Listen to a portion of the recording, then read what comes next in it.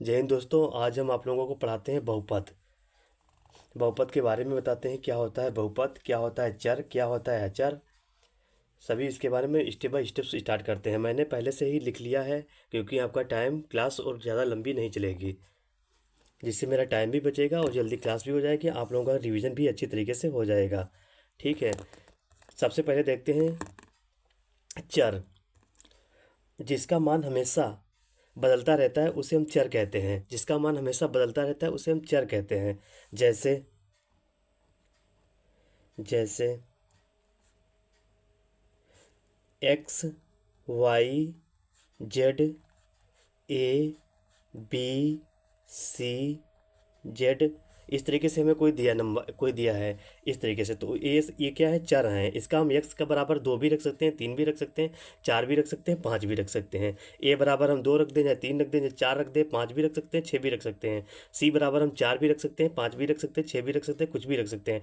जिसका मान हमेशा बदलता रहता है उसे हम चर कहते हैं। इसका नाम ही, इसकी परिभाषा से ही पता चलता है, जिसका मान हम बदलते रहते हैं उसको चर कहते हैं। तो एक्स बराबर 2 या 3 या 4 5 कुछ भी रख सकते हैं। अचर क्या होता है, जिसका मान नहीं बदलता है उसे हम अचर कहते हैं। जैसे कोई नंबर है, जैसे जैसे दो, दो अचर है, दो का मान 2 ही रहता है, ठीक है। और 3 अचर है, 5 अचर है, 6 अचर है। कोई भी जो नंबर होता है वो अचर पद होता है, ठीक है। अब देखते हैं बहुपद। जो चर और अचर से मिलकर बने होते हैं उन्हें हम बहुपद कहते हैं। जो चर और अचर से मिलकर बने होते हैं उन्हें हम बहुपद कहते हैं। जैसे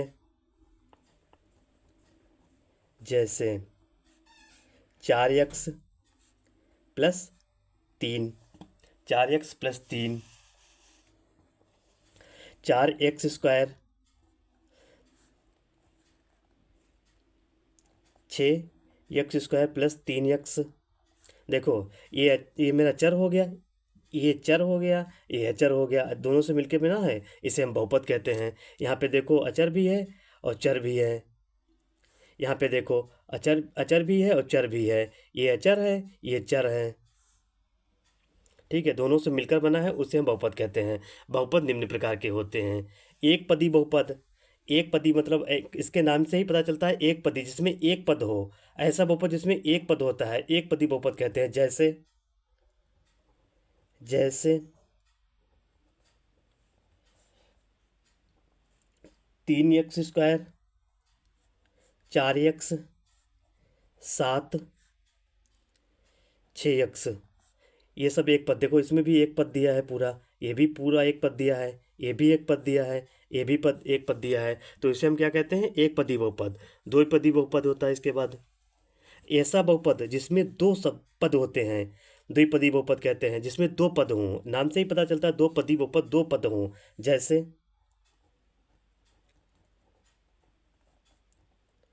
जैसे 3x plus 4, 4x plus 5, 6x plus 7x। इस तरीके देखो, एक पद ये हुआ, एक पद ये हुआ, दो पद हो गए। एक पद ये हुआ, एक पद ये हुआ, दो पद हो गए। एक पद ये, दूसरा पद ये, दो पद हो गए, ठीक है। इस तरीके से हम देखते हैं त्रिपद। ऐसा बहुपद जिसमें 3 पद होते हैं, नाम से देखो त्रि मतलब 3। ऐसा बहुपद जिसमें 3 पद होते हैं त्रिपद बहुपद कहते हैं। जैसे जैसे 3x² प्लस 2x प्लस 5, ठीक है। 3x² plus 4x plus 2। देखो एक पद, दूसरा पद, तीसरा पद, 3 पद हो गए। इसमें देखो एक पद, दो पद, 3 पद, 3 पद हो गए। इसे हम त्रिपद बहुपद कहते हैं। अनुसार बहुपद निम्न प्रकार के होते हैं। रेखिक बहुपद। ऐसा बहुपद, रेखिक बहुपद जिसका ऐसा बहुपद जिसकी घात एक होती है उसे रेखिक बहुपद कहते हैं। जैसे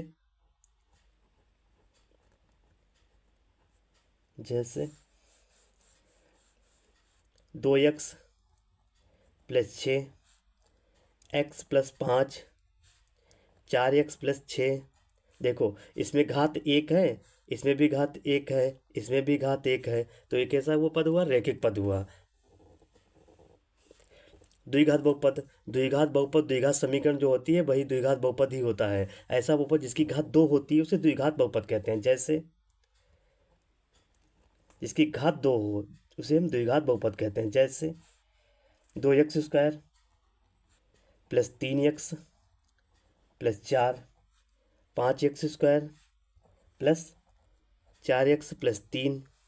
देखो यहाँ पे 2 घात है, यहाँ पे 2 घात है, तो कितनी हो गए? ये द्विघात बहुपद हो गया। हम इससे जानते हैं कि यहाँ पे घात 2 होनी चाहिए, तो मेरा 2 घात बहुपद है। त्रिघात बहुपद देखते हैं। ऐसा बहुपद जिसकी घात 3 होती है, त्रिघात मतलब 3 घात हो जिसकी, ऐसा बहुपद जिसकी घात 3 होती है उसे त्रिघात बहुपद कहते हैं। जैसे जैसे 5x², 5x घात 3 plus 6x plus 4,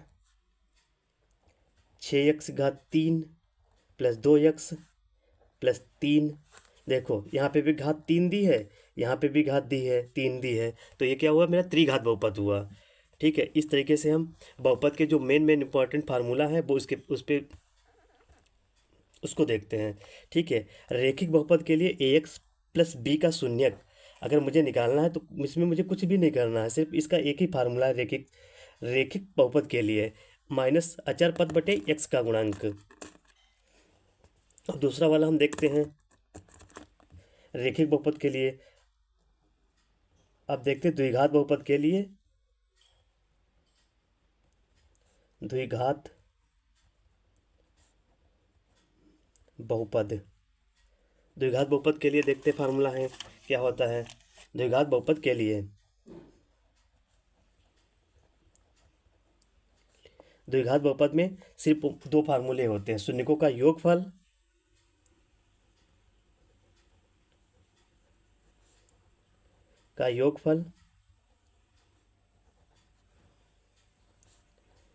alpha plus beta बराबर होता है माइनस x का गुणांक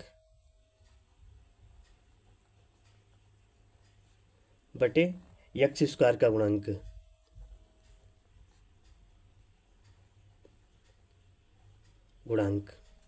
ठीक है, इस तरीके से शून्यकों का गुणनफल देखते हैं। शून्यकों का गुणनफल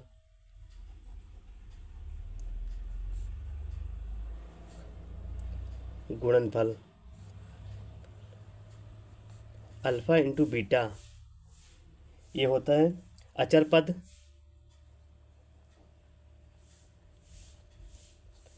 बटे x² का गुणांक।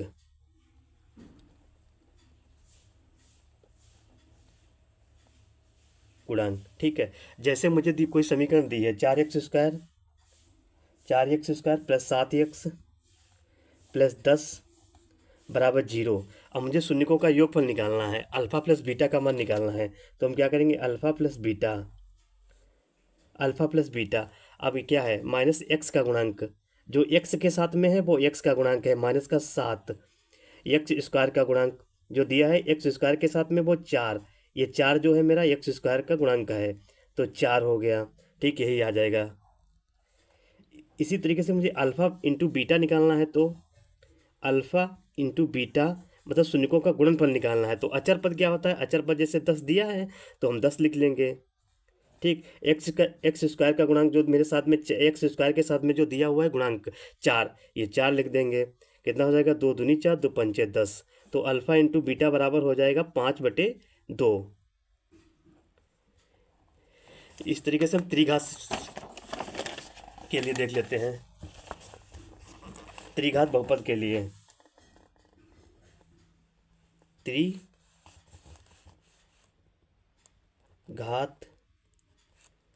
बहुपद के लिए, त्रिघात बहुपद के लिए 3 फार्मूला हम याद करते हैं। सबसे पहले शून्यकों का योगफल,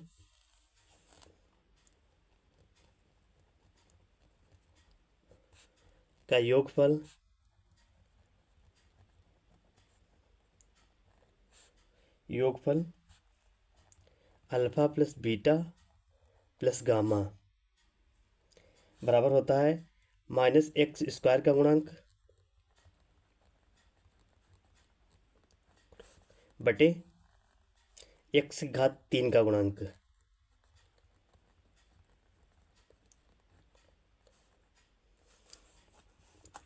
इस तरीके से दूसरा फार्मूला इसमें होता है शून्यकों का गुणनफल का योगफल।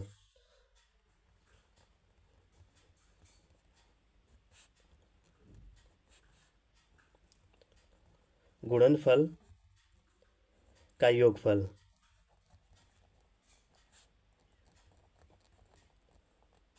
योगफल ये होता है alpha beta plus beta gamma plus gamma alpha बराबर होता है एक्स का गुणांक बटे एक्स की घात 3 का गुणांक।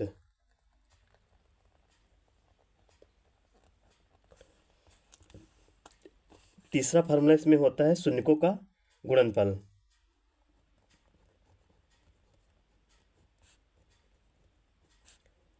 गुणनफल अल्फा बीटा गामा माइनस का अचर पद बटे एक्स की घात 3 का गुणांक। जैसे मुझे दिया है, अब मुझे बता दो, अब मैं एक एक करके बता दे रहा हूँ। जैसे यहाँ पे दिया है 4x की घात 3 plus 2x square plus 6x plus 7 बराबर 0। अब मुझे इसमें निकालना है शून्यकों का योगफल alpha plus beta plus gamma. शून्यकों का योगफल alpha plus beta plus gamma.